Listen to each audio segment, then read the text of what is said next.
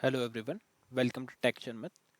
In this session, we will discuss about another DB2 SQL function, which is repeat. Repeat function is again a string function, and this function will take two arguments. First one is the string, and second one is the repetition number. So let's say if there is any particular string which you want to repeat particular number of time.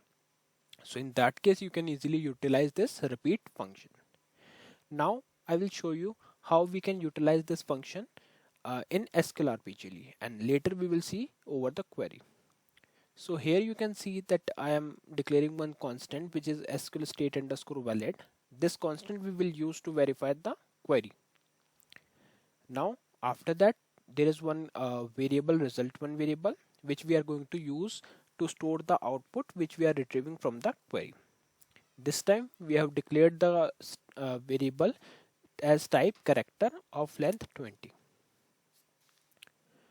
After that, line number 17, 18 and 19 are optional for you. Like if you don't want to use this, you can skip these lines for now, because here we are just setting the commitment control equals to star none, and here we are using the main function. So to use the function, I just write exec SQL, select repeat, and the first argument is a string abc, second argument is the number of time which we want to repeat this string, into result1 variable which is host variable. So what it will do, it will repeat abc 3 times and store it into the host variable result1 from sys ibm.systeme1. Now the query is executed, then we will verify it as we always do. So here I'm checking for SQL state. If SQL state equals to SQL state underscore valid, display result1, else display SQL state with a message query ended with an error, and if INL are on. Okay, so this is how it works.